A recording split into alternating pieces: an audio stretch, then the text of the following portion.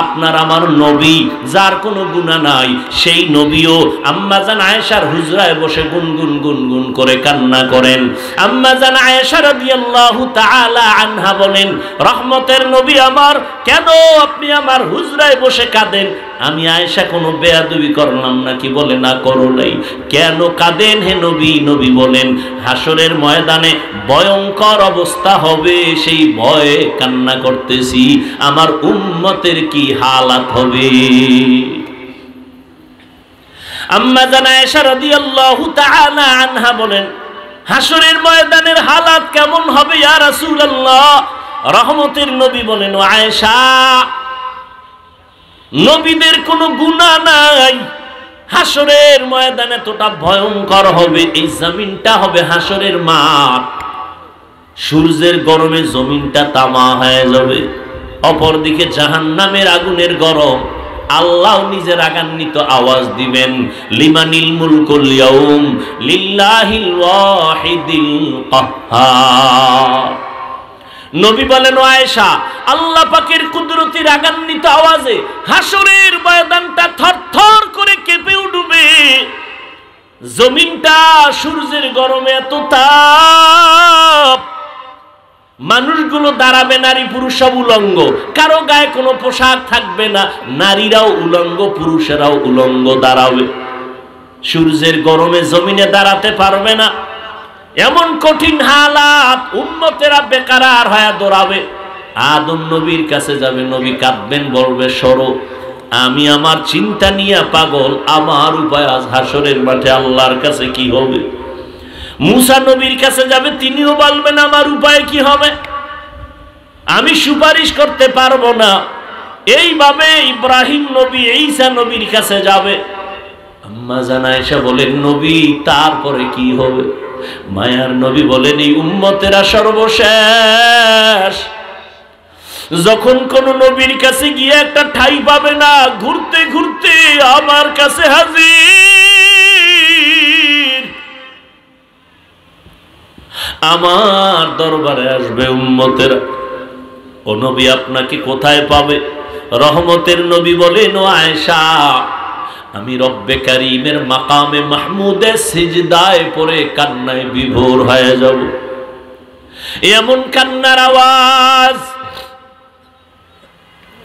আমি কান্নায় বিভোর, আমার কান্না দেখে আল্লাহ বলবেন, নবী আপনি কাঁদবেন না, মাথা উঁচু করেন। আল্লাহ পাক আমাকে সুসংবাদ দিয়া বলবেন, নবী আপনি কাঁদেন, আপনি উম্মতের জন্য।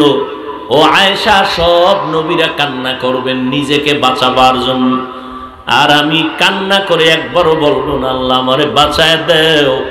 আমি কান্না করে বারবার বলবো, আল্লাহ আমার উম্মতেরে বাঁচাও, আমার উম্মতেরে বাঁচাও, উম্মতেরে বাঁচাও। আল্লাহ বলবেন, নবী আপনি কাঁদবেন না, আপনি আপনার উম্মত গুলোকে বেছে বেছে জান্নাতের ময়দানের দিকে নিয়ে যান। আম্মা জান আয়েশা বলেন, নবী কি করবেন? বলে, আমি মনের খুশিতে আমার উম্মত গুলো বাছাই করে করে আমার কাতারে নিয়ে যাব। আম্মা জান বলেন, কোটি কোটি কোটি সহস্র কোটি মানুষের মধ্যে চিনবেন কি করে আপনার উম্মত কারা? মায়ার নবী বলেন, ও আয়েশা, আমার উম্মতেরা যারা 5 ওয়াক্ত নামাজ আদায় করেছে ওযু বানাইয়া, কিয়ামতের ময়দানে ওযুর অঙ্গগুলো নূরের আলোতে ঝলমল করতে থাকবে। আমি দেখে দেখে আমার উম্মতগুলোকে আমার কাতারে নিয়ে হাউজে কাউসারের পানি আমার হাতে পান করাবো। লাইনে দাঁড়াবে আমার উম্মতেরা, কাউসারের পানি পান করাবো। হঠাৎ করে দেখবো আমার উম্মত লাইনে এখনো বাকি, মাঝখানে পর্দা। ও ফেরেশতারা, পর্দা দিলা কেন? ইয়া রাসূলুল্লাহ, এই উম্মত গুলো ভেজাল মার্কা উম্মত, আপনি দুনিয়ার থেকে বিদায়ের পরে আর আপনার দ্বীনের মধ্যে বাড়ায়া কমায়া উল্টা পাল্টা করেছে, নবী আপনাকে মানে নাই। নবী বলেন, সুহকান সুহকা লিমান গায়্যারা মিন বাদি। আমি তখন এদের তাড়ায় দিয়া বলবো, যাও, আমার কাছে তোমাদের স্থান নাই। ও এলাকার মুসলমান মা বোনেরা, বৃদ্ধ বাবাজিরা, ও যুবক, আল্লাহ না করুন যদি নবী এইভাবে তাড়ায় দেয়, আর এই কপালটা আমার হয়ে যায় না জানি। কিয়ামতের ময়দানে তখন কি উপায় হবে? আল্লাহর অর্ডার হবে, এই নাফরমানের হাতে পায়ে শিকল লাগায় জাহান্নামে নাও।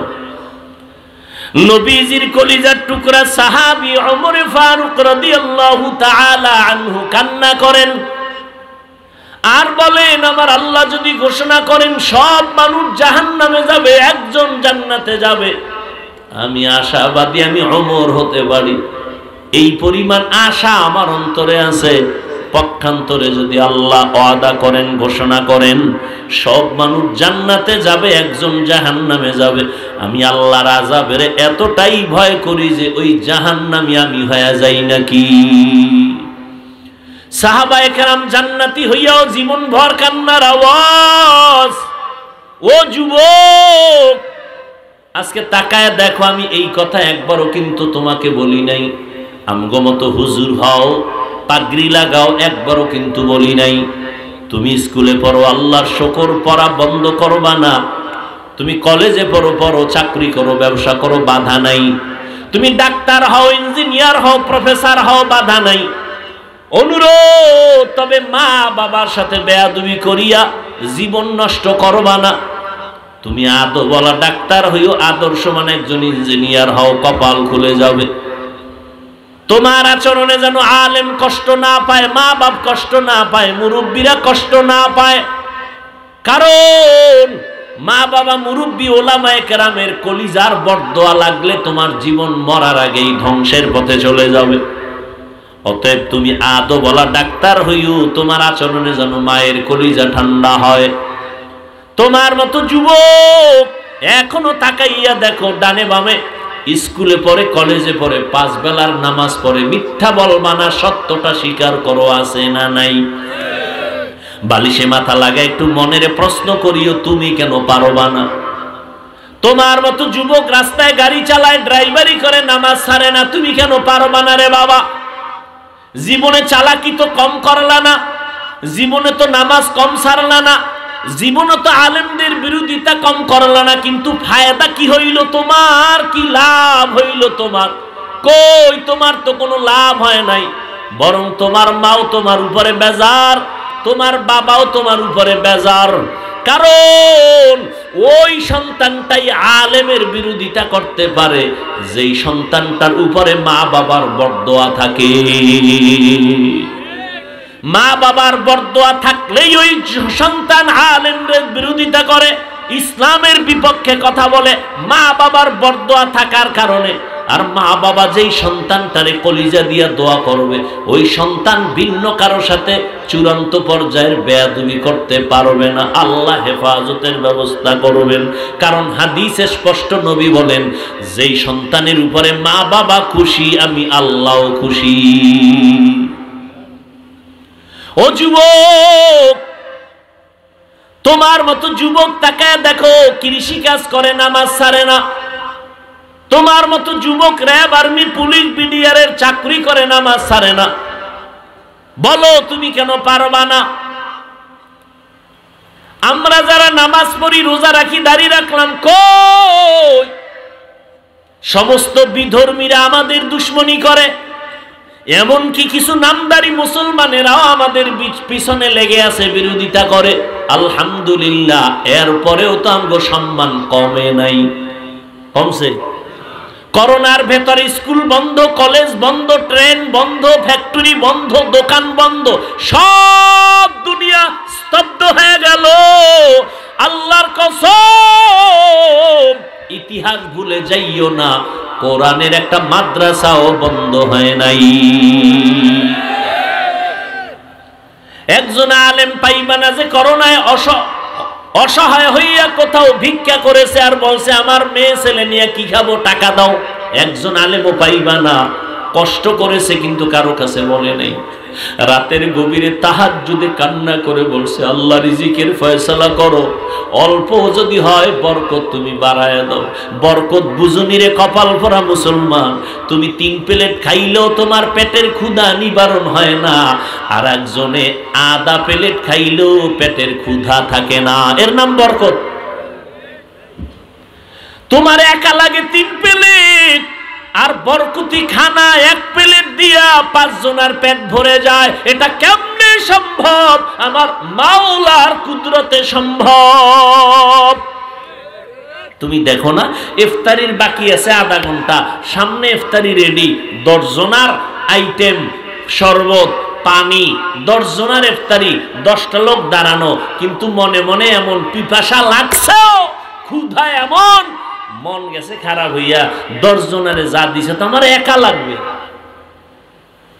মনে মনে কয় 2-1টা এখানে চলে যেত, তাহলে 2 প্লেট বেশি হইতাম। কিন্তু আমার মালিকের বরকত দেখো, শরবতের গ্লাসটা টান দিয়া বিসমিল্লাহ বলে যখন শরবত পান করলো, নিজের প্লেটের ইফতারিও খাওয়ার ক্ষুধা থাকে না। কাদের কুদরত দারি বার কামাল, আনতা রব্বি আনতা হাসবি জুল জালাল। ওরে সারা দুনিয়ার মানুষ যদি আমাকে গালি দেয়, কোনো দুঃখ নাই, আমার আল্লাহ যদি আমাকে ভালোবাসেন।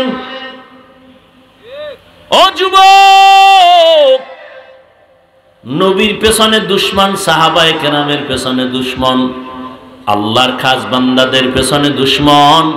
ও যুবক বাবারা, পায়ে ধরে ধরে বলে গেলাম, তুমি যতই কিছু বলো না কেন, ভাবো না কেন, চালাকি করো না কেন, আজকে তুমি কার পাল্লায় ভইরা আলেমের পিছনে লাগছো? জানুনি তোমার সাথে মরণকালে কেউ যাবে না।